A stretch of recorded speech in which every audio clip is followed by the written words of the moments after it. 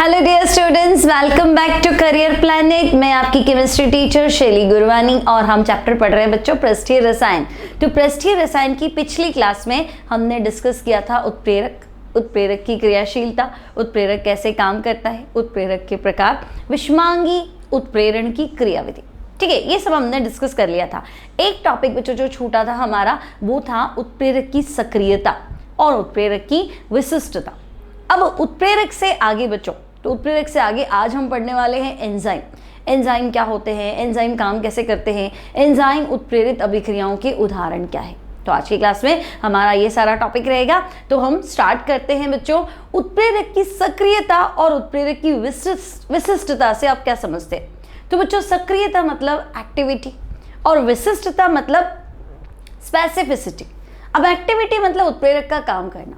भाई उत्प्रेरक है तो रासायनिक अभिक्रिया में क्या करेगा, भाग लिए बिना अभिक्रिया के वेग को परिवर्तित करेगा, मतलब काम तो कर रहा है। अब आपको पता है कि अगर मैं किसी ठोस उत्प्रेरक की बात करूं तो बच्चों ठोस उत्प्रेरक की सतह पे मुक्त संयोजकताएं होती है। अब मुक्त संयोजकताएं होती है तो वो क्रियाकारी अणुओं को क्या करता है, अपनी सतह पे अधिशोषित करता है। ठीक है, अब इतना ज्यादा अधिशोषित नहीं करना है, इतने पक्के बॉन्ड नहीं बनाना है कि क्रियाकारी अणु मूव ही नहीं कर पाए, हिल भी नहीं पाए और आपस में बॉन्ड ही नहीं बना पाए। तो उसका काम है सिर्फ उसको अधिशोषित करना और उनको प्लेटफॉर्म देना, उनको जगह देना ताकि वो आपस में क्या करें, जुड़ पाए और बॉन्ड बना पाए। तो सक्रियता मतलब काम करना। लेकिन विशिष्टता मतलब एक प्रॉपर डायरेक्शन प्रोवाइड करना कि भाई मान लो A+B मिलके AB बना रहे, क्या AB2 बना रहे, क्या AB3 बना रहे। तो बच्चों अलग अलग उत्प्रेरक है ना, तो प्रोडक्ट अलग अलग है। भाई A+B मिलके बॉन्ड तो बनना है, AB बन सकता है, AB2 भी हो सकता है, AB3 भी हो सकता है। तो उत्प्रेरक है मतलब A और B की क्रिया होगी तो सक्रियता। लेकिन AB बनेगा, AB2 बनेगा, AB3 बनेगा, तो ये होती है विशिष्टता। तो बच्चों क्या समझे हम उत्प्रेरक की सक्रियता और विशिष्टता से? तो हम कहेंगे भाई उत्प्रेरक की सक्रियता से तात्पर्य क्या, तात्पर्य उत्प्रेरक की सक्रियता से उत्प्रेरक के सामर्थ्य से है, जिस कारण अभिक्रिया का वेग क्या हो जाता है, बढ़ जाता है। मतलब उत्प्रेरक काम कर रहा है या नहीं कर रहा है, ये है बच्चों उसकी सक्रियता। तो हम कहेंगे ओके। लेकिन विशिष्टता से क्या? तो विशिष्टता यानी स्पेसिफिसिटी से तात्पर्य है कि उसका सामर्थ्य जो अभिक्रिया को दिशा प्रदान करके निश्चित उत्पाद बनाता है। अब ये सब क्या है? तो देखो मान लो बच्चों सक्रियता मतलब तो समझ में आ गया कि उत्प्रेरक का अभिक्रिया में भाग नहीं लेना, लेकिन अभिक्रिया वेग को बदलना। ठीक है। विशिष्टता तो देखो अगर मैं आपसे कहूं बच्चों कि कार्बन मोनोऑक्साइड की रिएक्शन आप करा दो हाइड्रोजन से, ठीक है, तो CO कार्बन मोनोऑक्साइड अभिक्रिया किससे कर रहा है, हाइड्रोजन से। तो बच्चों उत्पाद क्या बनेगा? तो हम कहेंगे C double bond O carbon monoxide. Carbon दोनों तरफ हाइड्रोजन के साथ क्या करता है, बद्ध बना लेता है। यानी ये जो उत्पाद है ये है फॉर्मल्डिहाइड, एक कार्बन वाला एल्डिहाइड और आप इसे पढ़ेंगे बच्चों फॉर्मल्डिहाइड या मेथिनिल। Okay, formaldehyde. अब रिएक्शन तो हो ही रही। अब बच्चों अगर रिएक्शन हो रही है मतलब उत्प्रेरक एक्टिव है, काम कर रहा है, सक्रियता। नाउ कार्बन मोनोऑक्साइड हाइड्रोजन के एक अणु से क्यों क्रिया करे, 2 से कर ले तो हम कहेंगे 2 से कर सकता है, डिपेंड। तो देखो एक अणु से क्रिया करा तो बच्चों फॉर्मल्डिहाइड बना, HC double bond OH formaldehyde. ठीक है, मान लो एक हाइड्रोजन का अणु और है, तो बच्चों एक हाइड्रोजन का अणु मतलब H और H। तो देखो एक हाइड्रोजन इधर क्रिया करेगा, एक हाइड्रोजन इधर क्रिया करेगा और ये डबल बॉन्ड जो है ये सिंगल बॉन्ड में बदल जाएगा ऐसे। तो ये ऊपर वाला तो हो गया CH3, नीचे वाला हो गया OH और डबल बॉन्ड सिंगल बॉन्ड। तो हम कहेंगे अगर 2 हाइड्रोजन अणु ले लिए तो उत्पाद जो बनेगा वो बनेगा CH3OH। समझे ना भाई, यहां तक तो गया ही था। एक हाइड्रोजन और है ना, तो H इधर दे दो, H इधर दे दो, डबल बॉन्ड सिंगल बॉन्ड में कन्वर्ट कर दो, तो ये हो जाएगा मैथिल अल्कोहल। अब बच्चों अगर मैं कहूं कि नहीं कार्बन मोनोऑक्साइड की क्रिया हाइड्रोजन से कराओ लेकिन इस बार 3 अणु है, तो हम कहेंगे एक बार तो ये था, 2 में प्रोडक्ट क्या था, मैथिल अल्कोहल या मेथिनॉल। ठीक है, 3rd में प्रोडक्ट क्या है? तो बच्चों अगर 3 हाइड्रोजन अणु लिए मतलब यहां तक पहुंच जाओगे, तो हम कहेंगे हाँ यहाँ तक तो पहुंच गए, लेकिन अभी भी हाइड्रोजन है तो हाइड्रोजन इधर लिखा और हाइड्रोजन इधर, तो देखो ये तो जल का अणु बन के बाहर हो गया, OH और H क्या हो गया, वाटर, जल का अणु बन के बाहर, और CH3 और H क्या होता है, CH4, मैथेन। तो हम कहेंगे भाई यहाँ तो मैथेन बन गया। तो बच्चों एक तो बना मैथेन और एक बना जल का अणु। तो अब तुम मुझे बताओगे भाई तीनों बार ये उत्प्रेरक तो काम कर रहा है ना, उत्प्रेरक मैंने लिखा नहीं है, उत्प्रेरक काम तो कर रहा है। सक्रियता तो मैं कहूंगी भाई देखो तीनों रिएक्शंस में क्या है बच्चों, तो तीनों रिएक्शंस में उत्प्रेरक का काम करना, उत्प्रेरक की सक्रियता। लेकिन विशिष्टता से क्या समझे बच्चों, तो हम कहेंगे देखो अगर मैं ये अभिक्रिया जो है सिर्फ कॉपर उत्प्रेरक की उपस्थिति में कराऊं, तो बच्चों कॉपर जो है वो एक स्टेप तक ही ले जा पाता है ना। कॉपर जो है वो हाइड्रोजन CO की क्रिया हाइड्रोजन से कराएगा और प्रोडक्ट की है। लेकिन अगर मैं क्या करूं बच्चों, तो अगर मैं इसकी रिएक्शन क्रोमियम ऑक्साइड और जिंक की प्रेजेंस में कराऊं, तो आप देखो कि प्रोडक्ट यहाँ जाता है, और अगर मैं निकल की प्रेजेंस में कराऊं तो प्रोडक्ट यहाँ जाता है। तो ये रिएक्शन तो कंप्लीट हुई है ना। अब आप कह रहे हो कि भाई प्रोडक्ट अलग अलग क्यों है, तो यही तो चीज़ है विशिष्टता, स्पेसिफिसिटी, उसको पथ प्रोवाइड करना। भाई एक क्लास में बच्चे बैठे मान लो 100 है ना, अब 100 के 100 तो 95% नहीं ला सकते, ठीक है, सबकी अपनी अपनी कैपेबिलिटी है, सब पास हो जाएंगे, सबने पढ़ाई की है, सब अच्छे नंबर से पास हो जाएंगे। लेकिन पास होना मतलब 70% भी पास होना है, 80% भी पास होना है, 90 भी पास होना है और 95 भी, सब पास हो गए अच्छे नंबर से, तो सक्रियता। तो उत्प्रेरक अभिक्रिया में भाग लेगा, अभिक्रिया वेग को बदलेगा, सक्रियता। भाई प्रोडक्ट बनेगा तभी जब कैटलिस्ट होगा, अदरवाइज तो रिएक्शन हो ही नहीं रही थी। विशिष्टता से क्या समझे, तो भाई पथ प्रोवाइड करना, पथ देना कि भाई आपको कहां तक जाना है। तो मतलब समझ में आया। अब देखो क्या था, सक्रियता से तात्पर्य उत्प्रेरक के सामर्थ्य से है जिसके कारण अभिक्रिया का वेग बढ़ जाता है ना। भाई प्रोडक्ट कुछ भी बने उससे मतलब नहीं है, स्पीड बढ़ी, ठीक है। विशिष्टता से तात्पर्य है अभिक्रिया को दिशा प्रदान करके निश्चित उत्पाद बनाना, रिएक्शन को डायरेक्शन प्रोवाइड करना। भाई कहां तक जाना है, एक हाइड्रोजन से क्रिया करानी, 2 से करानी है और 3 से करानी, तो वो डिपेंड करेगा बच्चों आपने कैटलिस्ट कौन सा लिया है ना, उसको विशेष बनाना, स्पेसिफिक बनाना। तो आप लिखेंगे उत्प्रेरक अभिक्रिया से स्पष्ट है कि उत्प्रेरक की सक्रियता, काम तो तीनों में कर रहा है ना, तो तीनों में काम कर रहा है, उत्पाद अलग है, यानी उत्प्रेरक की सक्रियता अत्यधिक विशिष्ट प्रकृति की है। तो इसको कंटिन्यू करते हैं बच्चों, एग्जाम में ऐसा क्वेश्चन आ भी सकता है। तो आपको लिखना है उपरोक्त अभिक्रिया से स्पष्ट है कि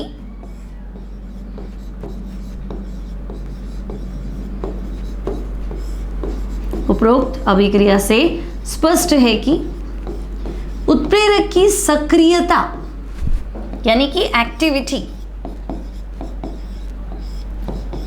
उत्प्रेरक की सक्रियता अत्यधिक विशिष्ट प्रकृति की होती है। ठीक है भाई, उत्प्रेरक की सक्रियता अत्यधिक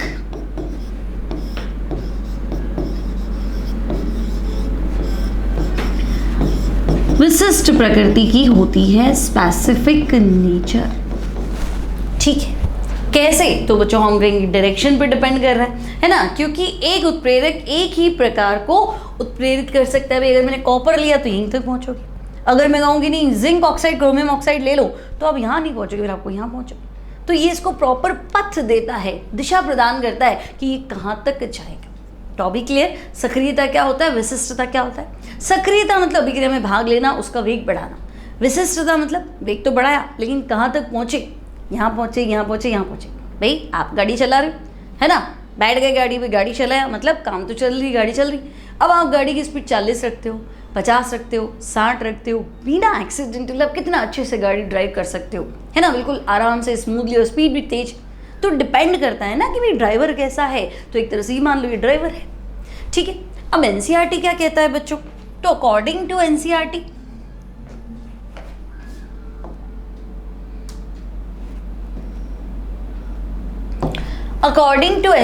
चले बच्चों, तो ठोस उत्प्रेरक की महत्वपूर्ण विशेषताएं, सक्रियता और चयनात्मकता। तो देखो पहले हम सक्रियता को डिस्कस करते हैं। तो बच्चों सक्रियता अब दिख जाएगा आपको अच्छे से। सक्रियता क्या है, तो देखो बहुत सीमा तक उत्प्रेरक की सक्रियता रसो अवशोषण मतलब रासायनिक अधिशोषण, ठीक है, की प्रबलता पर निर्भर करती है। सक्रिय होने के लिए क्रियाकारक उत्प्रेरक पर पर्याप्त रूप से क्या होना चाहिए, प्रबलता से अधिशोषित होना चाहिए, लेकिन इतना स्ट्रांगली भी अधिशोषित नहीं होना चाहिए कि क्रियाकारक मूव ही नहीं कर पाए, है ना, कि वो गतिहीन हो जाए और अन्य अभिक्रियाओं के लिए उत्प्रेरक की सतह पर कोई स्थान ना हो। अन्य अभिकारकों के लिए भाई ए के पास बी भी आए, यूं नहीं ए के पास ए ही चिपक गया और वो मूव भी नहीं कर पा रहा, उठ के जा भी नहीं रहा कि बी आ जाए, ऐसा भी नहीं, तो फिर काम कैसे करेगा, ठीक है। तो हाइड्रोजन अभिक्रियाओं के लिए, हाइड्रोजनीकरण अभिक्रियाओं के लिए उत्प्रेरक सक्रियता, तो बच्चों ये टर्म ध्यान रखनी है, हाइड्रोजनीकरण आपने पढ़ा था कि भाई निकल उत्प्रेरक की उपस्थिति में वनस्पति तेल में हाइड्रोजन गैस पास करने पे वनस्पति घी का निर्माण होता है, ठीक है। तो बच्चों उत्प्रेरक सक्रियता समूह 5 से समूह 11 यानी समूह 5 आवर्त सारणी में जाओ, ग्रुप 1 और ग्रुप 2 तो क्या होते हैं, क्षार धातु एस ब्लॉक के तत्व, है ना। फिर स्कैंडियम, टाइटेनियम, वेनेडियम, तो स्कैंडियम वाला ग्रुप 3, टाइटेनियम ग्रुप 4, तो ये कह रहा है वेनेडियम ग्रुप 5। तो बच्चों वेनेडियम से लेके ग्रुप 11 तक क्या होगी, सक्रियता बढ़ेगी, मतलब कॉपर वाला ग्रुप मान लो 11, तो वहां तक तो सक्रियता बढ़ेगी, यानी स्कैंडियम से कॉपर तक जाएंगे, ठीक है, और उसके नीचे जितने भी हैं तो वहां तक उत्प्रेरक की कार्यशीलता बढ़ती है। मैक्सिमम कहाँ होती है, तो बच्चों 7 से 9, तो 7 पे होता है मैंगनीज, ठीक है, तो Mn, आयरन, कोबाल्ट, ठीक है, मैंगनीज, है ना, स्कैंडियम, टाइटेनियम, वेनेडियम क्या था, ग्रुप 3, 4, 5, है ना, क्रोमियम, हाँ, स्कैंडियम, टाइटेनियम, वेनेडियम ग्रुप 3, 4, 5, ठीक है, क्रोमियम वाला 6 और Mn वाला 7, तो 7 से बढ़ रही है, तो Mn हो गया 7, आयरन हो गया 8 और कोबाल्ट हो गया 9, तो 7 से 9 तक क्रियाशीलता क्या है, अधिकतम है, ठीक है। तो ये थोड़ा आपको ध्यान रखना है। तो देखो हाइड्रोजन की क्रिया अगर हम ऑक्सीजन से कराते हैं तो जल का निर्माण हो जाता है किसकी प्रेजेंस में, प्लैटिनम की प्रेजेंस में, क्लियर, यहाँ तक कोई दिक्कत नहीं। तो बच्चों ये क्या है, तो हम कहेंगे ये है सक्रियता, उत्प्रेरक का काम करना कि भाई आवर्त सारणी में ग्रुप 5 से 11 तक सक्रियता अधिकतम होती है और 7 से 9 देखेंगे तो हम कहेंगे सक्रियता सबसे ज़्यादा है, ठीक है। तो 7 से 9 तक बढ़ेगी और इसके बाद मतलब 5 से 11 तक बढ़ेगी, सॉरी, और 7 से 9 क्या होगी, तो हम कहेंगे अधिकतम होगी। अब चयनात्मकता, है ना, स्पेसिफिसिटी या सिलेक्टिविटी कह दो, चयनात्मकता, सिलेक्टिविटी, सिलेक्ट करेगा भाई क्या बनाना है। तो देखो किसी उत्प्रेरक की चयनात्मकता उसकी किसी अभिक्रिया को दिशा देकर एक विशेष उत्पाद बनाने की क्षमता है, जब उन्हीं रासायनिक अवस्थाओं में अनेक उत्पाद बनना संभव हो। भाई कार्बन मोनोऑक्साइड की क्रिया हाइड्रोजन से कराएंगे तो 3 प्रकार से संभव है, ये फॉर्मल्डिहाइड भी बना सकता है, ये मैथिल अल्कोहल भी बना सकता है और ये मीथेन भी बना सकता है, तो उत्पाद तो 3 संभव है। अब आपको क्या चाहिए, डिपेंड करेगा उत्प्रेरक पे, क्योंकि उत्प्रेरक की सिलेक्टिविटी है कि वो कहाँ तक रिएक्शन को ले जा पाता है, ठीक है। तो बच्चों विभिन्न उत्प्रेरकों की वर्णात्मकता भिन्न भिन्न होती है। उदाहरण हाइड्रोजन और कार्बन मोनोऑक्साइड से स्टार्ट करें तो भिन्न भिन्न उत्प्रेरक का प्रयोग करके हम भिन्न भिन्न उत्पाद प्राप्त कर सकते हैं, क्लियर। तो ले देखिए फाइनल डिसीजन क्या है कि उत्प्रेरक की कार्य की प्रकृति अत्यधिक विशिष्ट होती है, इसलिए एक पदार्थ जो एक अभिक्रिया में उत्प्रेरक का कार्य करता है अन्य अभिक्रियाओं को उत्प्रेरित करने में असमर्थ हो सकता है।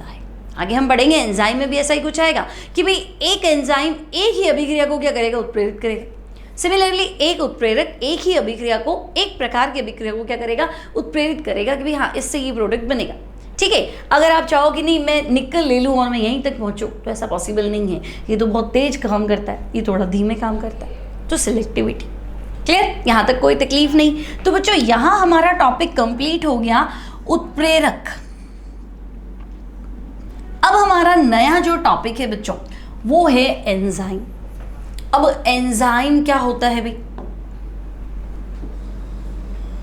एंजाइम क्या होता है, तो बच्चों एंजाइम है ना, इन और जाइम, इन मतलब अंदर, जाइम मतलब जाइमेज से टर्म आया वैसे तो, है ना, यानी जीवित शरीर में पाए जाने वाले उत्प्रेरक। भाई बाहर की तो बहुत सारी केमिकल रिएक्शंस देख ली, लेकिन हमारी खुद की बॉडी में भी तो बहुत सारी अभिक्रिया होती है। हमारी बॉडी में डाइजेशन होता है ना, खाना पचाना, रेस्पिरेशन, सांस लेना, ठीक है। फिर जो भी हम ऑक्सीजन ले रहे हैं वो ऑक्सीजन क्या करती है, फूड को ऑक्सीडाइज करती, है ना। भोजन का क्या करती है, ऑक्सीकरण करती। तो हम पता है CO2 बनता है जो हम सांस के दौरान छोड़ते हैं, वाटर बनता है, एक्स्ट्रा वाटर बॉडी से यूरिन के थ्रू बाहर निकल जाता है, और भोजन के ऑक्सीकरण से क्या ऊर्जा बनती, ATP के रूप में। तो बायोलॉजी में तो आपने बहुत अच्छे से पढ़ा हो।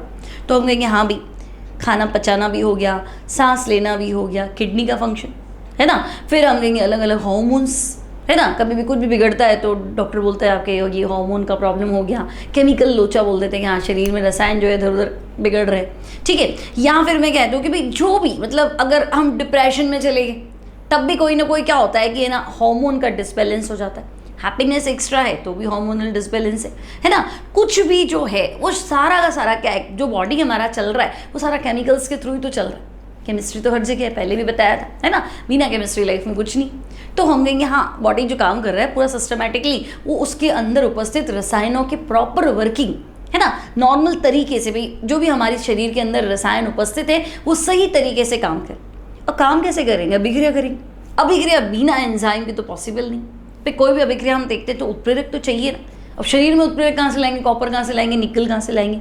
तो शरीर के अंदर जो भी रासायनिक अभिक्रियाएं होती है उनके लिए जो उत्प्रेरक है वो एंजाइम है। क्लियर। तो मैं कह दूँ कि भाई जैव रासायनिक अभिक्रिया, टर्म समझना, जैव रासायनिक अभिक्रिया, बायोकेमिकल रिएक्शन। तो जैव मतलब जीवित शरीर के अंदर होने वाली रासायनिक अभिक्रिया को जो उत्प्रेरित करेगा उसे मैं कह दूंगी एंजाइम। मतलब ले देखिए इतना होना चाहिए कि एंजाइम जो है वो लिविंग बॉडी के अंदर, जीवित शरीर के अंदर पाया जाने वाला रासायनिक पदार्थ है। ओके, कोई तकलीफ नहीं, ठीक है। अब है क्या भाई एंजाइम, तो बच्चों हम कहेंगे एंजाइम नाइट्रोजन युक्त कार्बनिक पदार्थ होते हैं, है ना। मान लो आपसे पूछ लिया एंजाइम पे कमेंट्स लिखो, शॉर्ट नोट्स बना दो, तो आपको ध्यान रखना है एंजाइम नाइट्रोजन युक्त कार्बनिक पदार्थ होते हैं, ठीक है। एंजाइम नाइट्रोजन युक्त ऑर्गेनिक कंपाउंड्स कार्बनिक पदार्थ होते हैं, ठीक है। तो एक पॉइंट तो आपका क्लियर, नाइट्रोजन युक्त कार्बनिक पदार्थ है। सेकंड पॉइंट बच्चों, तो एंजाइम बना किसका है, तो हम कहेंगे ये प्रोटीन के बने होते हैं। सारे क्वेश्चंस मिलेंगे बच्चों आपको शॉर्ट में, तो हम कहेंगे एंजाइम प्रोटीन के बने होते हैं, ठीक है।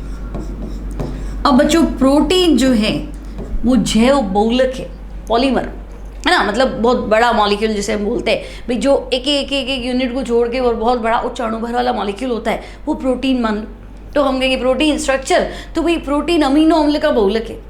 अब अमीनो अम्ल तो ये सब हम जैव अणु में डिस्कस करेंगे। तो फिलहाल एंजाइम बना किसका है, प्रोटीन का बना है, ठीक है। क्योंकि ये बहुलक होते हैं, बहुलक मतलब जिनको बहुत सारे अणु मिलके बनाते, बहुलक बहुत सारे एकलक, बहुत सारे अणु आपस में जुड़ते तब जाके एक अणु का निर्माण होता है। तो हम कहेंगे चूंकि ये बहुलक होते हैं इसलिए इनका अणुभार उच्च होता है, ठीक है भाई। एंजाइम किसका बना है, तो हम कहेंगे प्रोटीन का। अणुभार उच्च क्यों है, तो हम कहेंगे कि भाई अणुभार उच्च इसलिए है क्योंकि ये पॉलीमर है, बहुलक है, ठीक है। अणुभार उच्च होता है, ओके। यहां तक कोई दिक्कत नहीं भी, छोटी छोटी बातें हमें पता होनी चाहिए। अब तो हम कहेंगे ठीक है भाई एंजाइम प्रोटीन का बना है, मोलर मास हाई है ना, अणुभार इसका उच्च है, बहुलक है, नाइट्रोजन युक्त कार्बनिक पदार्थ है। अब जो एंजाइम जल में कोलोइडी विलयन बनाता है, एंजाइम जल में कोलोइडी विलयन बनाता है। लाइन याद रखनी है, क्वेश्चन मिलेगा आपको कहीं ना कहीं, तो एक बार हम लिख देते हैं। अब आपके दिमाग में ये कोलोइड क्या है, तो बच्चों इसके बाद जो हम पूरा चैप्टर पढ़ेंगे ना वो कोलोइड पे ही बेस्ड है, ठीक है। आधा चैप्टर हमारा कंप्लीट हो गया है, इसके बाद जो भी आएगा वो सबका सब कोलोइड पे ही बेस्ड है। कोलोइड क्या है ना। फिलहाल आप याद रखो, दूध एक कोलोइडी विलयन है, शहद एक कोलोइडी विलयन है, गोंद एक कोलोइडी विलयन है, जिलेटिन एक कोलोइडी विलयन है, ठीक है। तो एंजाइम जल में कोलोइडी विलयन बनाते हैं, ठीक है भाई, ये भी लिख देते हैं, ठीक है। अब बॉडी के अंदर तो आपको पता है एक ही विलायक है और पानी, पानी तो पीते हम ले दे के, तो पानी में काम कैसे करेगा? पानी में घुलना भी तो पड़ेगा एंजाइम को, उच्च अणुभार वाली स्पीशीज है तो काम कैसे होगा? तो हम कहेंगे ठीक है, एंजाइम जल में कोलोइडी विलयन बनाते हैं। अब है क्या एंजाइम? मान लिया अभी प्रोटीन का बना है, कार्बनिक पदार्थ है, नाइट्रोजन भी है क्या? तो मैं कहता हूँ उत्प्रेरक है, कैटलिस्ट है। करता क्या है? हमारे शरीर के अंदर होने वाली अभिक्रियाओं को उत्प्रेरित करता है।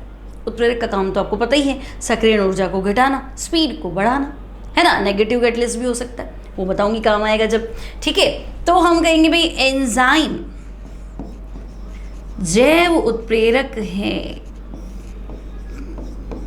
एंजाइम क्या है? तो बच्चों जैव उत्प्रेरक।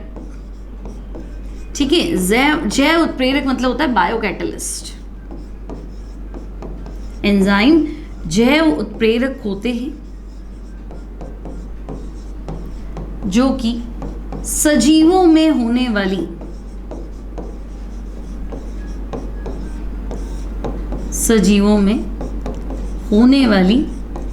जैव रासायनिक अभिक्रियाओं को उत्प्रेरित करते हैं। ठीक है भाई,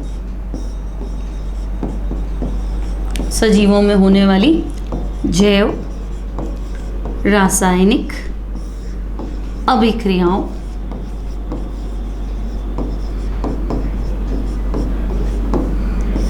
को उत्प्रेरित करते हैं।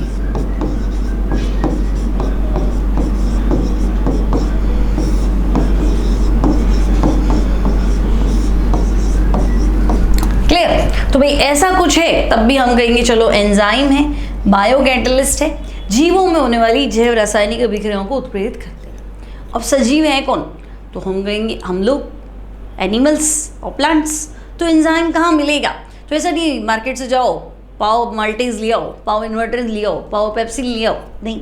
एंजाइम लिविंग बॉडी के अंदर मिलता है, चाहे वो एनिमल बॉडी हो या प्लांट बॉडी हो, जीवित शरीर हो मतलब जीव जंतु हो, या प्लांट को क्या बोलते हैं, पादप शरीर हो, तो उसके अंदर मिलता है। ठीक है, तो बच्चों एंजाइम कहाँ मिलेगा? तो एंजाइम पादप वो जीव जंतु में पाए जाते हैं। मेरा हिंदी बहुत ज़्यादा अच्छा नहीं है बट अच्छा है काफ़ी, लिख दूंगी मैं। एंजाइम पादप व जीव जंतुओं में पाए जाते हैं। ठीक है बच्चों, नोट्स साथ में बनाओगे तो प्रॉपर अच्छे नोट्स बनेंगे, एग्जाम में आपको बहुत फ़ायदा रहेगा। बस ये नोट्स ही पढ़ने हैं, और कुछ भूल गए तो वीडियो तो है ही आपके पास, वापस देख लेना, है ना। क्यों बार बार आप मान लो कल एग्जाम में सरफेस केमिस्ट्री तो 10 वीडियो 15 वीडियो तो देखने बैठोगे नहीं, तो नोट्स बना लो। नोट्स बना के प्रॉपर जब भी एग्जाम हो उसके एक दिन पहले पढ़ के पूरा तैयार करके और दे दो। पढ़ना तो रोज ही है ना, मान लो जिसका एग्जाम कर ले उसका एग्जाम की तैयारी आज तो करोगे ही ना, फिर कहीं लगे कि नहीं ये चीज़ मैं भूल रहा हूँ, उसलिए आप क्या करो, उस दिन आप वापस वो टॉपिक खोलो, नोट्स खोलो और लिख दो। ठीक है, और आप नोट्स ऐसे भी बना सकते हो कि मान लो वीडियो 1 लिख दो पूरा पेज, अगला वीडियो 2, ताकि एग्जाम में आपको याद रहे। मान लो कि आपको एंजाइम आपने नहीं पढ़ा ढंग से या भूल गए, है ना, या इतना ही चैप्टर आ रहा है एंजाइम तक आएगा, तो आपको पता तो होना चाहिए एंजाइम का वीडियो कौन सा है। तो वीडियो 5 है, 6 है, 7 है, उसमें ऐसे बना दो वीडियो 7 में एंजाइम है, वीडियो 8 में ये है, वीडियो 9 में ये है, ऐसे। ठीक है, तो यहाँ तक कोई दिक्कत नहीं। एंजाइम क्या होते हैं आई थिंक आप समझ गए। अब एंजाइम मान लिया, चलो क्या करेगा एंजाइम, तो हम कहेंगे हमारी बॉडी में जितनी भी रिएक्शंस होंगी उनको उत्प्रेरित करेगा, उत्प्रेरक का काम करेगा। ठीक है, अब बच्चों हमें लिखना है कि भाई कुछ एंजाइम उत्प्रेरित अभिक्रियाओं के उदाहरण दे दो। तो नया हेडिंग है आपके पास, एंजाइम उत्प्रेरित अभिक्रियाओं के उदाहरण। ठीक है,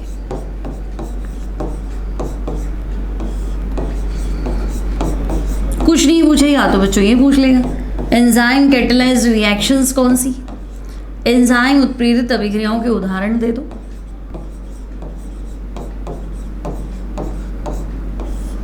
ठीक है, तो बच्चों फर्स्ट एग्जाम्पल हम लिख रहे हैं यूरिया का जल अपघटन।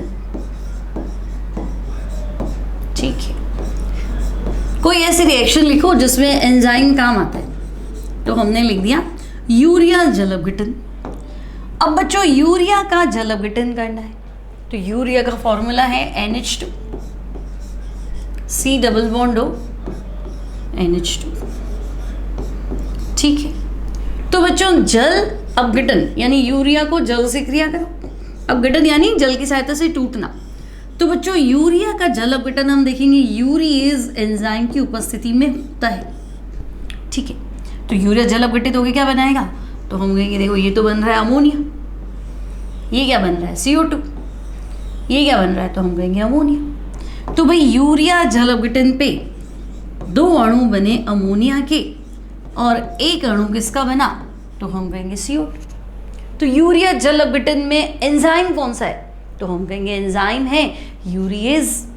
तो पहला पॉइंट समझ में आ गया, यूरिया जल अपघटन किसकी उपस्थिति में हुआ, तो हम कहेंगे भाई यूरिएज एंजाइम की उपस्थिति। ठीक है, और लिखो उदाहरण। तो बच्चों दूसरा है शर्करा का प्रतिपन। अगर हम एनसीईआरटी के अकॉर्डिंग चलें तो नेक्स्ट एग्जाम्पल शर्करा का प्रतिपन, इन्वर्जन ऑफ शुगर।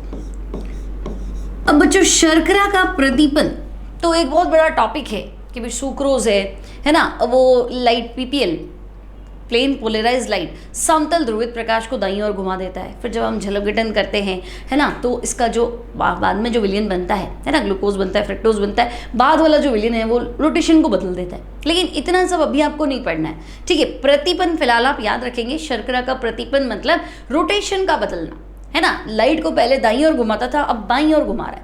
समतल ध्रुवित प्रकाश को पहले दाईं ओर घुमाता था, विलयन जल अपघटित होने के बाद क्या कर रहा है, बाईं ओर घुमाता है। क्यों होता है, कैसे होता है, तो उसके लिए हमें पढ़ना पड़ेगा जैव अणु, बायोमॉलिक्यूल, वो भी डिटेल में, तब जाके आपको समझ में आएगा। फिलहाल हम देखेंगे भी सुक्रोज, शर्करा भी बहुत सारी होती है बच्चों, भी शुगर कौन सी ले रहे हो, माल्टोज ले रहे हो, सुक्रोज ले रहे हो या लैक्टोज ले रहे हो। तो फिलहाल हम सुक्रोज ले रहे हैं, तो फॉर्मूला वही रहेगा, शुगर का फॉर्मूला C12H22O11। ठीक है भाई, तो ये है सुक्रोज। अब बच्चों सुक्रोज का जल अपघटन, तो हम ले लिया जल। ठीक है, अच्छा सुक्रोज का दूसरा नाम है बच्चों इन्वर्ट शुगर। ठीक है, सुक्रोज का दूसरा नाम क्या है, इन्वर्ट शुगर, इन्वर्ट शर्करा। तो जब हम सुक्रोज का जल अपघटन करते हैं, सुक्रोज ले लो, ये ले लो। अब इसका स्ट्रक्चर देखो, सुक्रोज का जो स्ट्रक्चर होता है ना, इसमें एक अणु ग्लूकोज होता है और दूसरा अणु फ्रक्टोज होता है, जो आपस में बंधे होते हैं। भाई ग्लूकोज अपना और फ्रक्टोज अपना H और OH दोनों लूज करके है ना, ग्लूकोज और फ्रक्टोज क्या करते हैं, एक जल के अणु का त्याग करके जुड़ जाते हैं, तो डाइसेकेराइड बनता है। ग्लूकोज मोनोसेकेराइड है, फ्रक्टोज मोनोसेकेराइड है, दोनों जोड़ेंगे तो डाइसेकेराइड बनेगा। ठीक है, तो ग्लूकोज और फ्रक्टोज के कॉम्बिनेशन से जो शुगर बनती है वो शर्करा होती है सुक्रोज।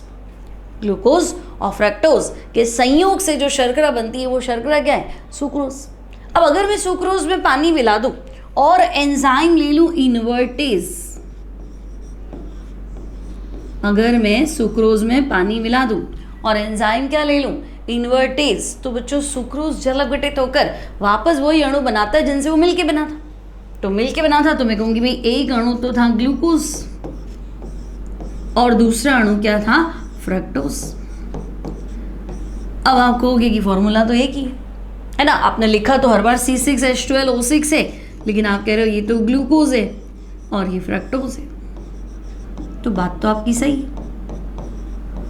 लेकिन ऐसे तो मैं आपको कह दूं कि मैंने C4H8 लिखा है ना, एल्कीन, तो तुम चाहो तो 1 ब्यूटीन भी लिख सकते हो, तुम चाहो तो 2 ब्यूटीन भी लिख सकते हो, फॉर्मूला तो एक ही है ना। कंपाउंड एक थोड़ा ना, कंपाउंड तो अलग है, तो फॉर्मूला एक होने से क्या होता है, कंपाउंड अलग है ना। ग्लूकोज का क्रियात्मक समूह एल्डिहाइड है, फ्रक्टोज का क्रियात्मक समूह कीटोन है, तो इसका क्रियात्मक समूह फंक्शनल ग्रुप एल्डिहाइड, उसका कीटोन, तो ये क्रियात्मक समूह समावयवी है एक्चुअली। ठीक है, तो हम कहेंगे हाँ फॉर्मूला एक होने से कुछ नहीं होता है, स्ट्रक्चर जो है, संरचना जो है वो भिन्न भिन्न है। ठीक है, तो भाई सुक्रोज का जल अपघटन, तो हम कहेंगे सुक्रोज जल अपघटन एंजाइम उत्प्रेरित अभिक्रिया है। ठीक है, और कुछ, तो हम कहेंगे सुक्रोज की जगह शुगर तो बहुत सारी है, तो सुक्रोज की जगह तुम तीसरा ले लो माल्टोज। ठीक है, तो बच्चों माल्टोज का जल अपघटन, तो हम कहेंगे देखो माल्टोज भी डाइसेकेराइड है, तो थोड़ा थोड़ा तो क्लियर हुआ होगा, डाई मतलब दो है ना, सेकेराइड मतलब 2 मोनोसेकेराइड के मिलने से जो शर्करा बनती है वो डाइसेकेराइड। ठीक है, मतलब माल्टोज एक शुगर है, तो शुगर का फॉर्मूला तो बच्चों आपका क्लियर ही है ना, शुगर क्या होता है, तो हम कहेंगे C12 H22O11, ये शुगर है। ठीक है, अब बच्चों अगर ये शुगर है इसमें पानी मिला दो तो जल अवघटन, पानी मिला देते क्या होगा? तो बच्चों शुगर कौन सी है? तो हम कहेंगे माल्टोज, तो ये शर्करा लिख देती हूँ माल्टोज। अब अगर तुम माल्टोज का जल अवघटन करोगे तो माल्टोज डाइसेकेराइड है, मतलब 2 मोनोसेकेराइड से मिलके बनाए, तो 2 मोनो कौन है? सुक्रोज में तो कौन था? तो भाई सुक्रोज तो ग्लूकोज और फ्रक्टोज के कॉम्बिनेशन से बनता है, लेकिन माल्टोज 2 अणु ग्लूकोज के संयोग से बनता है। माल्टोज 2 अणु ग्लूकोज के संयोग से बनता है। तो जब मैं इसमें पानी मिला दूंगी और एंजाइम रखूंगी माल्टेज, तो बच्चों माल्टेज एंजाइम की उपस्थिति में जल अवघटित होकर 2 अणु ग्लूकोज का निर्माण करता है। माल्टेज एंजाइम की उपस्थिति में जल अवघटित होकर 2 अणु ग्लूकोज का निर्माण करता है। ठीक है ना? तो हम कहेंगे ओके, तो ये भी क्या है? एंजाइम उत्प्रेरित अभिक्रिया। तो जो मोनोसेकेराइड मतलब ग्लूकोज फ्रक्टोज ऐसे मान लो, है ना, ग्लूकोज फ्रक्टोज गैलेक्टोज भी होता है। फिर डाइसेकेराइड तो 2 ग्लूकोज हो सकते हैं, ग्लूकोज फ्रक्टोज भी हो सकते हैं, है ना, तो वो हो गया डाइसेकेराइड। अब पॉलीसेकेराइड मतलब बहुलक, पॉली आती है तुम समझ जाया करो, बहुलक। तो बच्चों स्टार्च जल अवघटन, अगर मैं नेक्स्ट एग्जाम्पल लूँ तो नेक्स्ट एग्जाम्पल है स्टार्च का जल अवघटन। अब ये क्या है भाई? तो बच्चों स्टार्च का जल अवघटन ये भी एंजाइम उत्प्रेरित अभिक्रिया है। ठीक है, तो स्टार्च बहुलक है ना। मान लो ग्लूकोज का फॉर्मूला क्या है? तो बच्चों तुम कहोगे ग्लूकोज का फॉर्मूला है C6H12O6। ठीक है, इसमें से जल निकाल दो, है ना भाई, बहुलक है ना, तो बहुत सारे ग्लूकोज आपस में जोड़ेंगे, तो बहुत सारे ग्लूकोज जुड़ेंगे, तो जुड़ेंगे कैसे? जल के अणु पे दो, EH लाया, ये OH लाया, वाटर निकल गया, जोड़ दो, फिर EH लाया, अगला OH लाया, फिर वाटर निकाल दो और जोड़ते जाओ, बहुलक बनाओ। तो इसमें से जल निकालो तो मैं कहूँगी C6 बचा, H10 हुए और O कितने हुए? 5, और बहुलक है मतलब होल एन टाइम होगा, ये एन टाइम होगा, तो हम कहेंगे हाँ बात तो सही। तो अगर कोई पूछे लो स्टार्च का फॉर्मूला तो बता दो, तो बता दोगे क्या बच्चों? है ना, मैडम की क्लास में पढ़ते हैं, स्टार्च का फॉर्मूला तो बता ही देंगे, C6H10O5 होल एन। नहीं याद रहे तो ग्लूकोज में से वाटर माइनस कर देना, तो ग्लूकोज होता है C6H12O6, इसमें से जल का अणु माइनस कर देना, तो C6H10O5 और बहुलक है तो होल एन तो बनता ही है। ठीक है ना, नाम नहीं खराब करना, स्टार्च का फॉर्मूला भी नहीं आता। ठीक है भाई, तो आप कह रहे हैं कि स्टार्च का जल अवघटन कर देते। तो बच्चों स्टार्च जलीय विलयन लेना, स्टार्च होता क्या है? तो स्टार्च ना जैसे आलू में स्टार्च होता है भाई, हम क्या करते हैं, खाना खाते हैं तो ग्लूकोज में कन्वर्ट होता है, और एक्स्ट्रा खाना जो होता है, यूँ तो है नहीं कि जितना खाना खाया उतना काम कर लिया। ठीक है, तो हम जो भी खाना खाते हैं वो ग्लूकोज है और काम में ले लिया, तो ग्लूकोज जो है वो हमें एनर्जी दे देता है और वो खाना खत्म। ठीक है, उसकी एनर्जी काम में आ गई, फिर नया।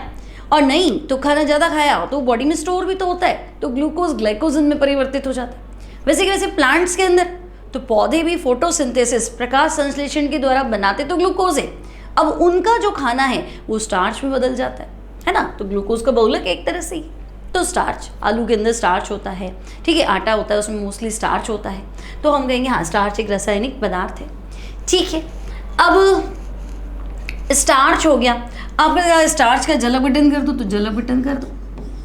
अब भाई ये बहुलक है तो जल के अणु मिलाने पड़ेंगे बहुत सारे। तो बच्चों स्टार्च जो है वो डायस्टेज एंजाइम की उपस्थिति में जल अवघटित होकर ग्लूकोज के अणु बनाता है।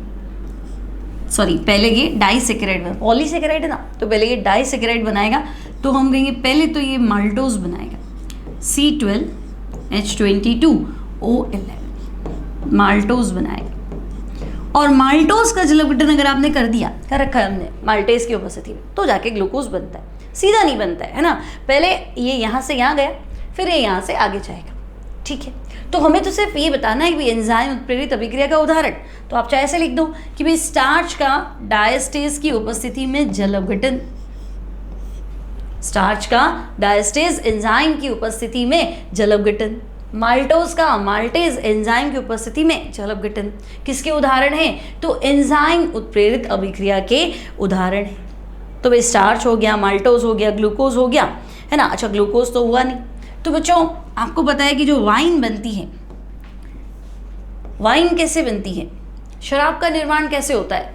तो हम कहेंगे भाई जैसे ना अंगूर है, सोर्स है उसका, ग्रेप्स बोल दो, है ना। वाइन जो बनती है ना वो बनती है शुगर से, ठीक है। शुगर का फर्मेंटेशन, किण्वन, किण्वन क्या होता है? तो हम कहेंगे जैसे हम सांस लेते हैं तो वो श्वसन है, लेकिन सांस लेने के लिए मुझे ऑक्सीजन चाहिए, ठीक है। अब पौधे भी होते हैं, कुछ पौधे भी ऐसे होते हैं जिनको सांस तो लेना है लेकिन ऑक्सीजन नहीं चाहिए, ठीक है। तो एनएरोबिक रेस्पिरेशन, अवायवीय श्वसन, वायु के बिना उनको श्वसन करना है।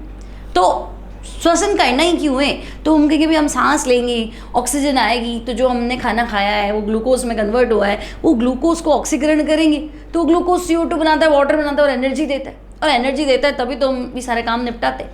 यही चीज़ है, तो सांस तो लेना जरूरी। अब प्लांट्स में, तो भाई प्लांट्स में भी दो तरह के प्लांट्स होते हैं, अगर बायो वाले बच्चे हो या छोटी क्लास में पढ़ाओ, दो तरह के प्लांट्स हैं जिनको ऑक्सीजन की प्रेजेंस में श्वसन क्रिया करनी है या ऑक्सीजन की एब्सेंस में श्वसन क्रिया करनी है। तो बच्चों ऑक्सीजन का एब्सेंस, ऑक्सीजन की अनुपस्थिति में अगर कोई पौधा श्वसन क्रिया कर रहा है तो उसे कहते हैं किण्वन, फर्मेंटेशन। यह सब छोड़ो, घर में ना इडली बनाते हैं, डोसा बनाते हैं तो हम खमीर उठाते हैं ना, है ना। हम क्या करते हैं ना, कोई भी खट्टी चीज़ के अंदर है ना सामग्री घोल देते हैं और छाछ वाछ डाल के या इनो विनो डाल के और उसको बंद कर देते हैं। तो बच्चों बंद कर देते हैं, फिर जितनी देर हम ढक्कन लगा के रखते हैं तो हम देखते हो एकदम ये फूल जाता है। तो उसका फूलना, उसमें क्या है, फंगस लग गया, वो फंगस है ना। वो फंगस समझते हैं ना, फफूंद। तो वो फफूंद क्या कर रही है, वो सांस ले रही है, वो एनारोबिक रेस्पिरेशन कर रही है, किण्वन कर रही है, और वो इतना यूँ CO2 छोड़ा इसलिए वो फूल गया, है ना। फूला कैसे, चीज़ तो होगी वही रहेगी, लेकिन बीच बीच में हवा आई, फ्लफीनेस आई, तो हम आराम से डोसा बना रहे हैं, इडली बना रहे हैं और स्पंजी बनता है। क्यों? क्योंकि वो खमीर उठना, उसमें किण्वन क्रिया हुई, ठीक है। अभी किण्वन का मतलब समझ में आया? तो बच्चों हमारे पास क्या है, तो हम कहेंगे देखो स्टार्च था, माल्टोज बना, माल्टोज था, ग्लूकोज बना। अगर हम क्या करें, तो बच्चों अगर हम ग्लूकोज का क्या करें, किण्वन कर दें, किसकी उपस्थिति में, तो हम कहेंगे जाइमेज की उपस्थिति में। तो बच्चों ग्लूकोज को अगर मैं लंबे समय तक रख दूं ना बॉटल में डाल के, सड़ा दे, अंगूर को सड़ा दे, तो वाइन बनती है, ठीक है। तो हम कहेंगे ग्लूकोज का एथेनॉल में परिवर्तन भी एंजाइम उत्प्रेरित अभिक्रिया है। ग्लूकोज से वाइन बनाना, वाइन मतलब समझ गए ना, एथिल अल्कोहल बनाना भी क्या है, एंजाइम उत्प्रेरित अभिक्रिया है। तो बच्चों ग्लूकोज लिख देती हूं मैं, यानी कि C6H12O6। पानी नहीं मिलाना है, उसको सड़ाना है। तो सड़ाना है तो सड़ती कोई चीज़ क्यों है, तो हम कहते हैं उसमें फंगस लग जाती है, अलग अलग तरह के बैक्टीरिया लग जाते हैं, सूक्ष्म जीव लग जाते हैं, माइक्रो ऑर्गेनिज्म लग जाते हैं, वो सड़ती, ठीक है। तो सड़ाएंगे कैसे, वो अपना एंजाइम छोड़ते और वो गलने लग जाता है, फिर जैसे जैसे बॉडी गलती है उसको वो अपना फूड समझ के ले लेते हैं। तो ग्लूकोज को अगर जाइमेज लंबे समय तक रख दिया जाए बंद करके, तो बच्चों ग्लूकोज जाइमेज की उपस्थिति में, अच्छा जाइमेज क्या है, तो एक फंगस है, ईस्ट फंगस होती है बच्चों, ईस्ट, उसके अंदर एक एंजाइम होता है जाइमेज, ठीक है। तो बच्चों ग्लूकोज जाइमेज की प्रेजेंस में बनाता है एथिल अल्कोहल और 2 अणु CO2। तो ये भी किसका उदाहरण है, तो हम कहेंगे ये एंजाइम उत्प्रेरित अभिक्रिया का उदाहरण है, ठीक है। तो कुछ उदाहरण तो ये है। अब कुछ एग्जाम्पल NCERT के अकॉर्डिंग भी अगर हम देखें बच्चों, तो देखो आपको ये दिया है, कुछ में तो हमने पढ़ भी लिए। तो देखो पहला है, ठीक है, साइज अब आपको दिख जाएगा, थोड़ा सा कम कर देते हैं। तो बच्चों देखो पहला हमने क्या बताया था, सुक्रोज ग्लूकोज और फ्रक्टोज में कन्वर्ट हो रहा है। सुक्रोज जल अपघटित हो रहा है ग्लूकोज और फ्रक्टोज में। जो सुक्रोज को एंजाइम कौन सा दिया था, इन्वर्टेज। सोर्स क्या है, तो आपको पता है कि एंजाइम तो मैंने आपको कहा था मार्केट में तो मिलेगा नहीं, एंजाइम लिविंग बॉडी के अंदर मिलेगा, जीवित शरीर के अंदर मिलेगा, चाहे वो एनिमल का हो चाहे प्लांट का हो, है ना। तो ईस्ट एक फंगस है, कवक या फफूंद है, ठीक है। तो हम कहेंगे ओके भाई, इन्वर्टेज एंजाइम की उपस्थिति में जो सुक्रोज जो है वो ग्लूकोज फ्रक्टोज बनाता है। फिर अभी हमने देखा था ग्लूकोज एथिल अल्कोहल और कार्बन डाइऑक्साइड में कन्वर्ट हो जाए, है ना। कौन सा एंजाइम, तो हम कहेंगे ज़ाइमेज। सोर्स कौन सा है? तो ईस्ट। ठीक है, फिर बच्चों स्टार्च माल्टोज में जल अपघटित हो जाता है। एंजाइम कौन सा है? डायस्टेज। सोर्स क्या है? तो माल्ट। माल्ट समझते ही हो, है ना, जो जौ वगैरह होते हैं उनका जो घोल होता है वो। ठीक है, फिर बच्चों माल्टोज ग्लूकोज में बदल जाता है। Enzyme maltase, source east. अब यूरिया का जल अपघटन से क्या बनता है? तो बच्चों अमोनिया और कार्बन डाइऑक्साइड। एंजाइम कौन सा है? यूरिएज। किस में मिलता है यूरिएज एंजाइम? तो हम कहेंगे सोयाबीन के अंदर। ठीक है, और बच्चों प्रोटीन जल अपघटित होकर अमीनो अम्ल बनाते हैं। तो मैंने आपको कहा था प्रोटीन बहुलक है और बेसिक यूनिट क्या है? तो एकलक है। तो बच्चों प्रोटीन का जल अपघटन होगा एंजाइम पैप्सिन। कहाँ मिलेगा? तो पैप्सिन तो हमारी बॉडी में बनता है स्टमक के अंदर, आमाशय के अंदर। तो हम कहेंगे आमाशय में पैप्सिन एंजाइम का निर्माण होता है। तो जो हमने खाना खाया है प्रोटीन, है ना, उसको जल अपघटित कर देता है अमीनो एसिड के अंदर। क्लियर? तो ये है कुछ एंजाइम उत्प्रेरित अभिक्रियाओं के उदाहरण। इनको भी बच्चों को नोट्स में डालना है। क्यों? क्योंकि ये एनसीईआरटी में है और एनसीईआरटी के अकॉर्डिंग हम चलते हैं भी, है ना बच्चों। जो भी कंपटीशन निकालना हो तो आपको एनसीईआरटी पढ़नी ही पड़ेगी। एक एक लाइन एनसीईआरटी की पढ़ के जाओ। नोट्स और एनसीईआरटी बिल्कुल ये मैच होना चाहिए। ठीक है, जो टफ होता है वो मैं खुद लिखवा लेती हूँ, और जो मुझे लगता है कि नहीं ये एज इट इज़ एनसीईआरटी से लिखा जा सकता है वो आप लिख लो, उसमें कोई दिक्कत नहीं है, अच्छी लैंग्वेज में दिया हुआ है। ठीक है, बिल्कुल एनसीईआरटी बेस्ड नोट्स बनाओगे तो आपका नीट निकालना, जेईई मेंस का एग्जाम निकालना बिल्कुल ईजी हो जाएगा, है ना। कहीं कोई टेंशन नहीं है, इन नोट्स के भरोसे आप निकाल सकते हो। जेईई एडवांस के लिए थोड़ा हमें और हाई लेवल का पढ़ना पड़ेगा, तो उसमें हम मान लेते हैं ये सब तो आता ही है ना, अब आगे बढ़ो। तो ये सब नहीं आता तो पहले ये सब पढ़ो। ठीक है, तो चलो अब हम देखते हैं बच्चों एंजाइम उत्प्रेरित अभिक्रियाओं के लक्षण। तो बच्चों मतलब एंजाइम ऐसा करता क्या है? तो हम कहेंगे लो हमारी बॉडी में तो एंजाइम नहीं है, हम तो कोई उत्प्रेरक साथ में लेंगे नहीं, है ना, जो ले दे के है वो एंजाइम है। तो बच्चों एंजाइम उत्प्रेरित अभिक्रियाओं के लक्षण में देखो पहला है सर्वोत्तम दक्षता। अब ये क्या चीज है? तो बच्चों सर्वोत्तम दक्षता मतलब तुम समझे इतना फास्ट है कि एंजाइम का एक अणु अभिकारक के 10 लाख अणुओं को प्रति मिनट उत्पाद में बदल सकता है। मतलब इतना कम चाहिए मुझे, सिर्फ एक अणु एंजाइम का 10 लाख क्रियाकारी अणुओं को 1 मिनट के अंदर प्रोडक्ट में कन्वर्ट कर सकते हैं, उत्पाद बना ले। मतलब हमारा जैसे हम खाना खाते हैं ना, तो तुमने पढ़ा होगा खाना खाते ही जैसे हम चबाते हैं तो लार के अंदर जो हमारे मुंह में सलाइवा होता है ना, उसके अंदर टाइलिन एंजाइम है, वो मिक्स होना शुरू हो जाता है कि भाई आ गया खाना, अब इसको पचाना है, टाइम तो 3 घंटे लगेगा कम से कम, तो उसको वहीं से शुरू। फिर वो जैसे जैसे धीरे धीरे उतरता है तो है ना, मीडियम आता है भाई, पहले अम्लीय माध्यम आता है, फिर क्षारीय माध्यम आता है, तो सारे एंजाइम काम करना शुरू कर देते हैं। भाई प्रोटीन को बचाना है ये आ गया, फैट को बचाना है ये आ गया, इसको बचाना है ये आ गया, ऐसे। ठीक है, और अलग अलग खाने में तुम्हें पता है टाइम भी अलग अलग लगता है ना, क्योंकि अलग अलग एंजाइम का वर्किंग जो है वो अलग अलग होता है। लेकिन जनरल ये कि भाई 1 मिनट में 10 लाख क्रियाकारी अणुओं को एंजाइम फटाफट उत्पाद में बदल देता है। ठीक है, अगर हमारे शरीर में एंजाइम नहीं होता बच्चों, तो एक टाइम का खाना पचाने में 50,000 साल लग जाते, है ना, सही सुना तुमने, एक टाइम का खाना पचाने में 50,000 साल लग जाते अगर एंजाइम ना होता। तो तुम सोचो कितना एफिशिएंट है, कितना तेज काम करता है। तो हम कहेंगे ओके भाई सर्वोत्तम दक्षता, हाईली इफेक्टिव। अब बच्चों उच्च विशिष्ट प्रकृति, तो उच्च विशिष्ट प्रकृति मतलब तो एंजाइम जो है बच्चों वो स्पेसिफिक है। जैसे मैंने तुम्हें कहा कि भाई ग्लूकोज से वाइन बनानी, एथिल अल्कोहल बनानी है, तो एंजाइम ले लो, लेकिन तुम एंजाइमेज मत लो, माल्टेज ले लो, तो तुम देखोगे वो काम नहीं करेगा, है ना। माल्टेज माल्टोज के लिए काम करता है, माल्टोज को माल्टेज जल अपघटित करता है, 2 अणु ग्लूकोज बनाता है। आप सोचो 19-20 कर दो इसका उधर और उधर, तो नहीं होगा, है ना। प्रोटीन का पाचन करना है तो पैप्सिन चाहिए, फैट को बचाना है, वसा को बचाना है तो लाइपेज चाहिए, फिर आप उल्टा सीधा नहीं कर सकते हो। ठीक है, तो बच्चों अगर मान लो आपसे कहा जाए विशिष्ट प्रकृति की अगर मैं बात करूं तो इसमें आप ऐड भी कर सकते हैं। पहला तो सर्वोत्तम दक्षता था ही, उसमें तो आप सीधा लिख दो एंजाइम का एक अणु 10 लाख क्रियाकारी अणुओं को 1 मिनट में क्या करता है, उत्पाद में बदल देता है। ठीक है, सेकेंड है स्पेसिफिक नेचर, विशिष्ट प्रकृति। अब बच्चों विशिष्ट प्रकृति से क्या समझे, तो हम कहेंगे भाई प्रत्येक अभिक्रिया के लिए एक विशेष एंजाइम होता है। फॉर एग्जाम्पल अगर मैं चाहती हूँ कि भाई यूरिया का जल अपघटन किया जाए, तो भी आपने देखा था कि यूरिया जल अपघटन के लिए हमें यूरिएज एंजाइम ही चाहिए, है ना बच्चों। यूरिया जल अपघटन के लिए हमें क्या चाहिए, यूरिएज एंजाइम, और हमारा जो प्रोडक्ट है वो बनेगा 2 अमोनिया और 1 CO2। ठीक है, तुमने कहा ये तुमने पढ़ा था, सिंपल है। अगर मैं आपसे कहूंगी नहीं बच्चों यूरिया मत लो, है ना, ये तो हो गया था अमोनिया अमोनिया और CO2। अगर मैं आपसे कहूंगी एन मेथिल यूरिया ले लो, तो बच्चों यूरिया लिख दो, है ना। एन मतलब नाइट्रोजन के साथ मैथिल जोड़ दो, तो एक हाइड्रोजन कम करोगे जब भी तो संयोजकता खाली आएगी। तो हम कहेंगे ठीक है भाई, एन मेथिल यूरिया ले लिया। और मैं आपसे कहूंगी नहीं आप ऐसा करो, एन मेथिल यूरिया का जल अपघटन कर दो, मिलता जुलता ही तो है, एंजाइम ले लो urease,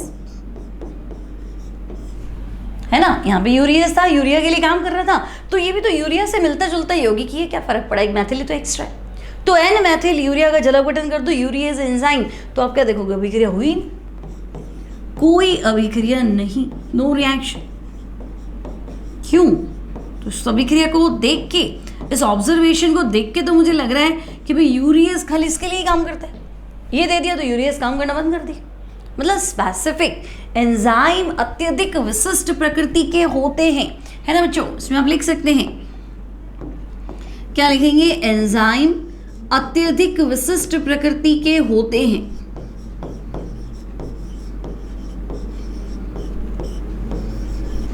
highly specific in nature, enzyme अत्यधिक विशिष्ट प्रकृति के होते हैं, अर्थात एक प्रकार का एंजाइम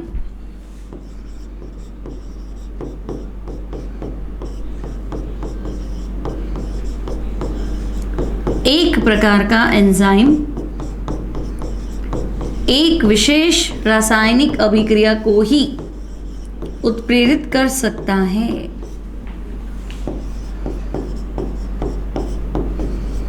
ठीक है, यूं नहीं हर एंजाइम ले लिया हर अभिक्रिया में, तो ऐसा नहीं होगा बच्चों। एक विशेष रासायनिक अभिक्रिया को ही उत्प्रेरित कर सकता है।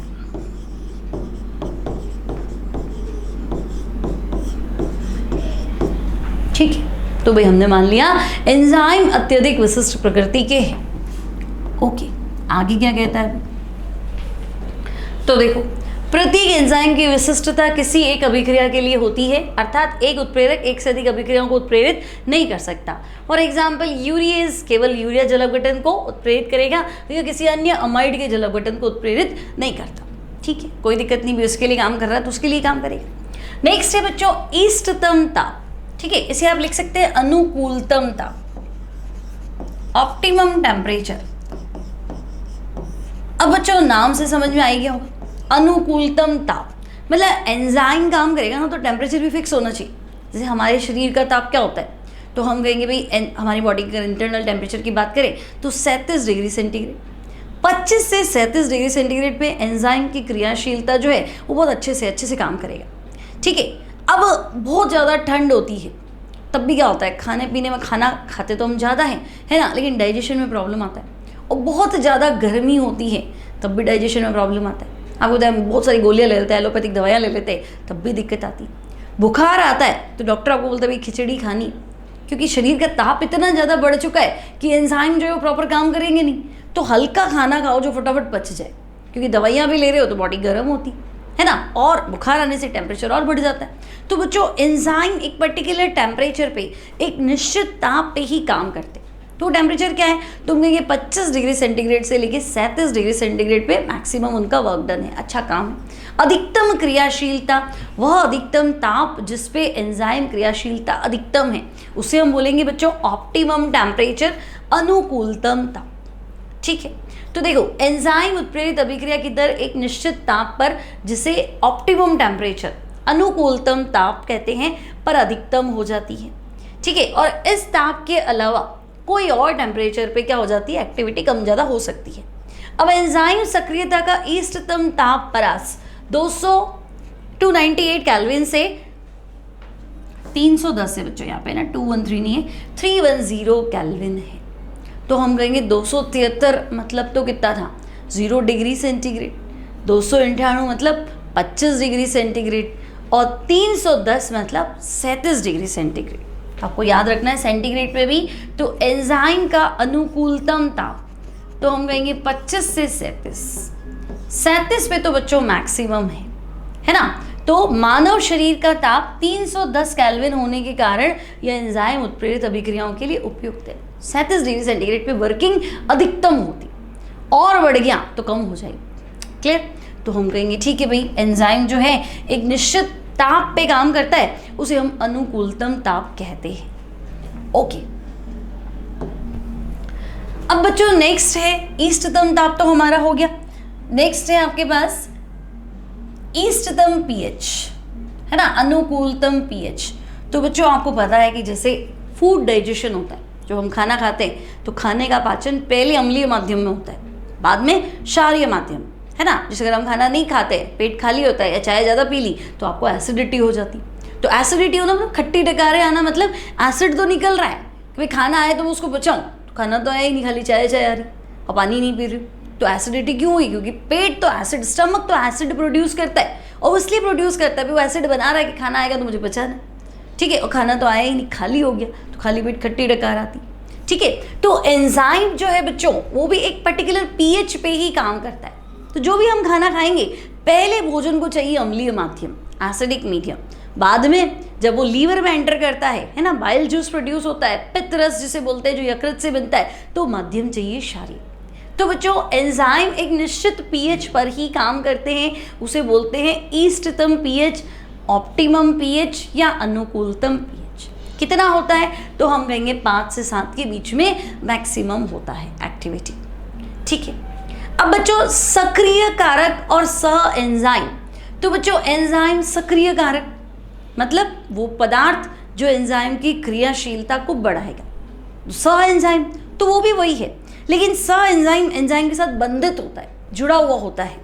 तो एंजाइम की सक्रियता कुछ पदार्थों की उपस्थिति में, जिन्हें सह एंजाइम कहते हैं, है ना, उनसे बढ़ जाती है।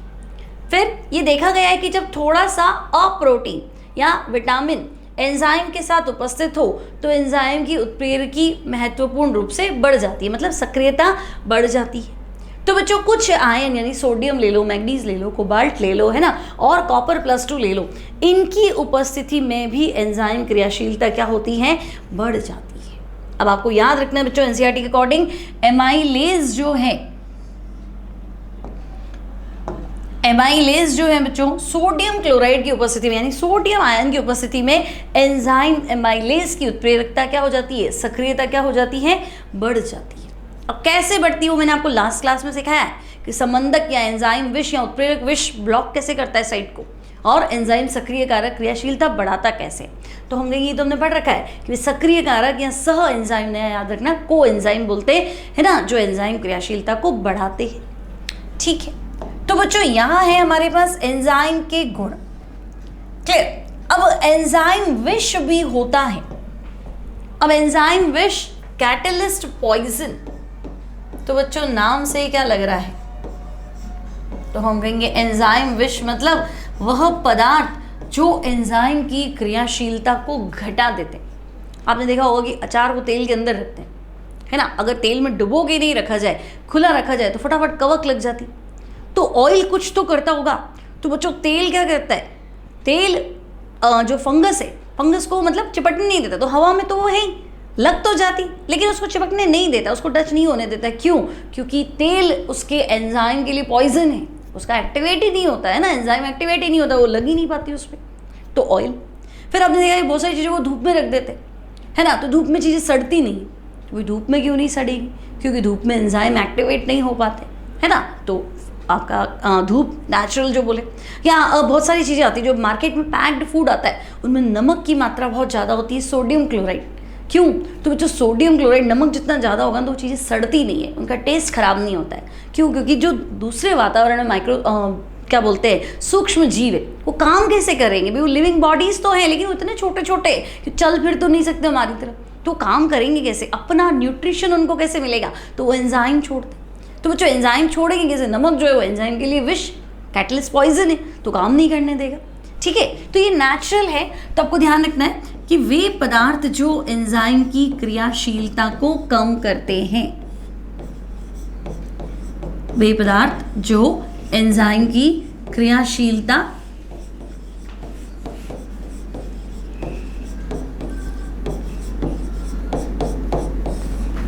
वे पदार्थ जो एंजाइम की क्रियाशीलता को कम करते हैं,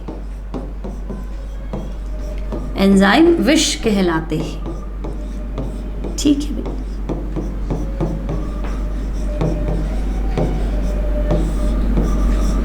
कैटलिस्ट पॉइजन, एंजाइम पॉइजन कह सकते हैं। ठीक है, फॉर एग्जाम्पल, तो बच्चों उदाहरण आपको लिखना है।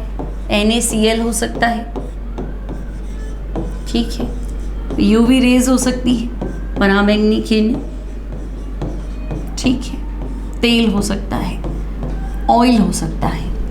ठीक है, ये सारे के सारे पदार्थ क्या करेंगे बच्चों, तो ये एंजाइम की एक्टिविटी को क्या कर देंगे, कम कर देंगे। तो NaCl नमक लिख सकते हैं या विद्युत अपघट्य लिख सकते हैं।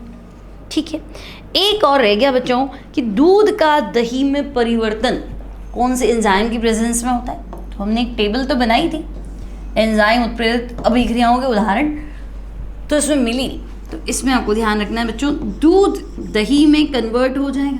आपको पता है तो बिल्कुल सूक्ष्म जीव होते हैं, है ना, छोटे छोटे कीटाणु होते हैं, उनकी वजह से जो है दूध खट्टा हो जाता है। नाम क्या है, वो भी एक एंजाइम छोड़ते हैं। तो दूध का दही में परिवर्तन भी एंजाइम उत्प्रेरित अभिक्रिया है, और एंजाइम तो हम कहेंगे लैक्टिक बेसिलाई। ठीक है, तो यहाँ कंप्लीट हो गया बच्चों हमारा एंजाइम वाला टॉपिक, है ना। आपको समझ में आ गया कि एंजाइम काम कैसे करता है।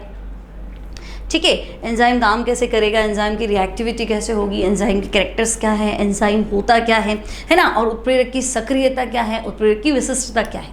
तो बच्चों आज की क्लास इतनी ही कंप्लीट। मिलेंगे नेक्स्ट क्लास में, उसमें हम डिस्कस करेंगे लॉक एंड की मैकेनिज्म ऑफ एंजाइम, जो आज छूट रहा है ना, एंजाइम का ताला चाबी सिद्धांत, और जियोलाइट शेप सिलेक्टिव कैटलिस्ट, आकृति चयनात्मक उत्प्रेरक। तो अगर वीडियो अच्छा लगे तो लाइक करेंगे, फ्रेंड्स के साथ शेयर करेंगे। मिलेंगे नेक्स्ट क्लास में, till then take care and good bye.